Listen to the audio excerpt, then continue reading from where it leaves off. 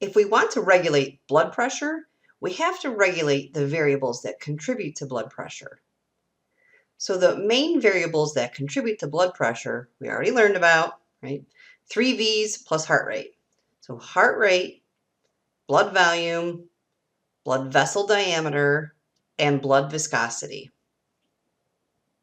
When it comes to regulating blood pressure, we can only regulate really 3 of those. Heart rate, blood volume, and blood vessel diameter. We don't really regulate blood viscosity in order to regulate blood pressure. So we're going to regulate these 3 things using both the endocrine system and the nervous system. So let's take a look at these 3 variables and how we can regulate them to regulate blood pressure. First up is blood volume. We know an increase in blood volume will lead to an increase in blood pressure, and a decrease in blood volume will lead to a decrease in blood pressure. Let's look at how we can regulate blood volume in order to regulate blood pressure. We're pretty much going to exclusively use hormones for this process, and there are 3 important hormones. Antidiuretic hormone, also known as ADH, which is released from the pituitary gland, specifically the anterior pituitary, called the adenohypophysis. Aldosterone, which is released from the adrenal glands, and natriuretic peptide hormone, also known as atrial natriuretic peptide hormone, and it's called atrial because it's released by the atrium of the heart. We're going to look at ADH and aldosterone together because they're almost identical in their effects on the body. I kind of think of them as like best friends because they do everything together. So ADH is going to be released in response to reduced blood plasma volume. So when your blood plasma volume has gone down, right, that means your blood volume has gone down.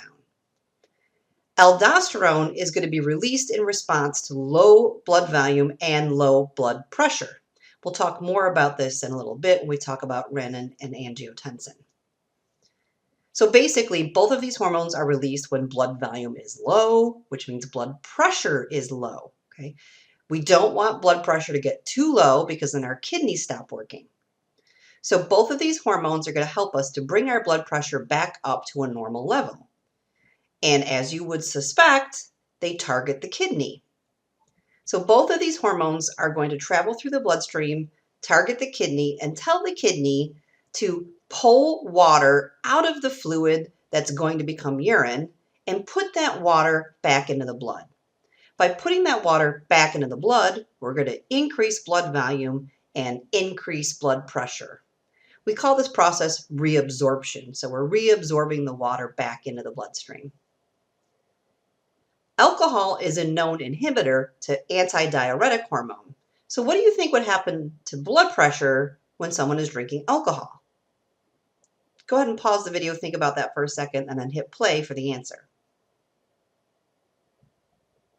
So if alcohol inhibits antidiuretic hormone, then basically what that means is that alcohol is a diuretic, which means it causes urination, which means it causes you to pull water out of the blood and put it into urine.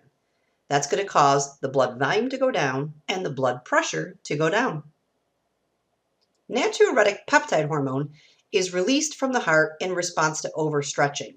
So basically, the heart has stretch receptors embedded in its wall, and if too much blood enters the heart, it will cause the atria to overstretch, and that stimulates the release of natriuretic peptide hormone, or atrial natriuretic peptide hormone. Sometimes they abbreviate it ANP. That will stimulate the release of that hormone from the heart. And that hormone travels through the bloodstream, and as you might have guessed, will target the kidneys. And it's going to tell the kidneys to take water out of the blood and put it into urine. Because the problem here is that there's too much blood volume. That's what caused the atria to overstretch. So to get rid of the blood volume, what we have to do is pull the water out of the blood and put it into urine. So basically, natriuretic peptide hormone causes diuresis. It is a diuretic. This will decrease our blood volume and decrease blood pressure. Now let's take a look at how we can regulate blood pressure by regulating blood vessel diameter. Blood vessel diameter, when we control that, what we're really doing is we're controlling vasomotion. So vasomotion is vessel motion. What we're talking about is the constriction and dilation of blood vessels. We already know that when we have an increase in vessel diameter, we have a decrease in blood pressure. And likewise, when we have a decrease in vessel diameter, we have an increase in blood pressure. Which of those things is contraction of the musculature in the artery? If you said decrease in diameter, you're right. So relaxation of the musculature of the artery would be an increase in vessel diameter. Which of those things would be dilation? If you said an increase in diameter, you're right. So what we want to do is look at how we can regulate this process of vasomotion in order to regulate blood pressure. And we're going to do this using both hormones and the nervous system. When it comes to hormonal control of vasomotion, we're going to use two main hormones here, angiotensin II and the catecholamines. When we use the nervous system to control vasomotion, we're going to use the autonomic nervous system and specifically the sympathetic division of the autonomic nervous system. First up is angiotensin II. So angiotensin II is a super potent vasoconstrictor, and it has a huge impact on blood pressure. So it is a really important hormone. But the activation process for angiotensin II is a tad bit complicated, so we're going to spend just a minute going over that whole activation process. This whole process begins at the kidney. And the reason why it begins at the kidney is because the kidneys are super sensitive to blood pressure. They don't like too low blood pressure because then they can't do their job, which is to filter blood. Right? They have these little tiny blood vessels in them called glomeruli, and they need a certain pressure in order to filter the blood to make urine.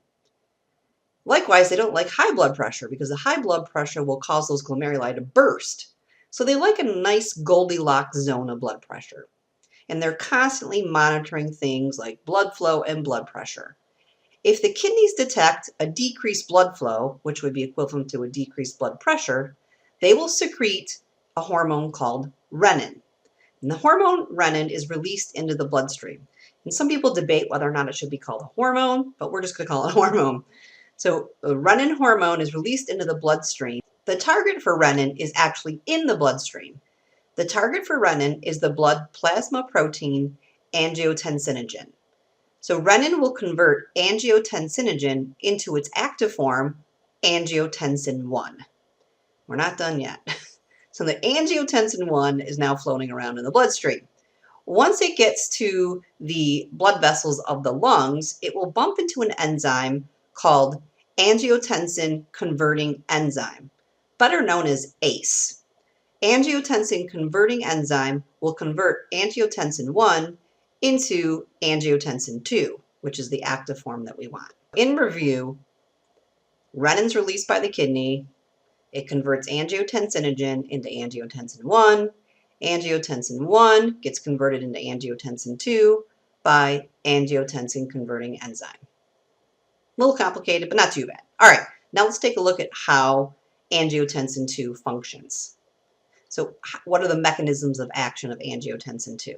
There's actually two main mechanisms of action that we're going to look at. The first is the fact that angiotensin II is a very potent vasoconstrictor. So angiotensin II will travel to many blood vessels, or I should say arteries, many arteries in the body, and it will cause arteries to constrict. It's a very potent vasoconstrictor. And by causing the arteries to constrict, vessel diameter goes down, blood pressure goes up. The other thing that angiotensin II does is that it causes the release of antidiuretic hormone and aldosterone. And we already know how these two hormones work. We know that they're going to go to the kidney, telling the kidney to reabsorb water from urine and put that water back into blood. If we put the water back into the blood volume goes up and the blood pressure goes up. So you can see how these two things are both going to cause blood pressure to go up. Vasoconstriction causes blood pressure to go up, and the release of antidiuretic hormone and aldosterone increase blood volume and increase blood pressure. This whole entire process that we've talked about with angiotensin is often called the renin-angiotensin mechanism, or it can also be called the renin-angiotensin-aldosterone mechanism. So if you hear those terms, that they're referring to this process of activation of angiotensin II that we just looked at. Another way we can regulate vasomotion and hence blood pressure is using catecholamines. So don't forget, catecholamines are just a group of chemicals that include epinephrine, norepinephrine, dopamine, and it would include adrenaline too, because adrenaline is essentially epinephrine. The catecholamines, for the most part, are released from the adrenal glands, and they're released from the adrenal glands when we're in that emergency fight or flight mode, right? So you're going to release these when you're stressed or have an emergency, but they can also be released when we have physical activity and when we have very low blood pressure. So the catecholamines, in terms of their mechanism of action, what they're going to do is they're going to go to the arteries and they're going to affect that smooth muscle in the arteries. It depends upon which arteries we're looking at in terms of the effect. In most arteries of the body, the catecholamines will cause vasoconstriction. So when I say most arteries, I'm talking about like skin, digestive tract, urinary tract, those types of places. Now, when we cause vasoconstriction in most of the body, that means our vessel diameter goes down and the blood pressure will go up. In certain areas of the body, the catecholamines will have the opposite effect. Skeletal muscle, heart, lungs, and brain are where we have that opposite effect. There, the catecholamines are going to cause vasodilation. Now, I'd like you to pause the video and think about this for a second. Why would we want those two opposite actions to occur when we're in emergency mode? So why would we want vasoconstriction of like digestive organ arteries, but vasodilation in the brain, heart, lungs, and skeletal muscle? Go ahead and pause the video and then come back for the answer. So the reason why we want vasodilation in skeletal muscle, heart, brain, and lungs is because in the fight or flight mode, we need those organs to have a large perfusion of blood because we need skeletal muscles to run away. We need our lungs and our heart to be working full blast so that we can have oxygen and blood flow so that we can run away. And we want good blood flow to the brain so we can think our way through this process, right? Now, my next question is, how can one hormone have two completely opposite effects, right? How is it the case that epinephrine, or norepinephrine, if you will, are going to cause vasoconstriction in one set of blood vessels, but vasodilation in another? So go ahead and pause the video again and then come back for the answer. So this one brings us back to our previous biology class and when we learned about the nervous system. And one of the things we should have learned about the nervous system is that it's not really the neurotransmitter that exerts the effect on the tissue, it's the receptor, right? So we're going to have two different types of receptors in the arteries of digestive organs versus the arteries of the skeletal muscle, for example. And the receptor is what determines the effect. So if it causes like hyperpolarization, it will prevent action potentials. But if the receptor causes depolarization, it will enhance action potentials. So it's the receptor that matters and not necessarily the hormone or neurotransmitter. Now we're going to take a look at how we can control vasomotion and hence blood pressure by using the nervous system. The nice thing is you already know this, okay? And let's see if we can figure out why. All right, we're going to use the autonomic nervous system, that automatic nervous system, and we're going to use specifically the sympathetic division. It turns out that we have sympathetic input going to our arteries to control vasomotion, but not really a lot of parasympathetic input going to the arteries. So the sympathetic nervous system is going to send signals to the arteries of your digestive tract, skin, and kidneys, which, as we said previously, make up most of the blood vessels in your body. A high rate of firing by these neurons will cause vasoconstriction, which will increase blood pressure, but a lower rate of firing will result in vasodilation, which will decrease blood pressure. So you can see how we don't really need the parasympathetic input here, because really what we're doing is just tweaking the variations on the sympathetic to get vasoconstriction or vasodilation. So again, high rate of neuron firing is vasoconstriction. Low rate of neuron firing results in vasodilation. So this is what happens in most of the arteries of the body.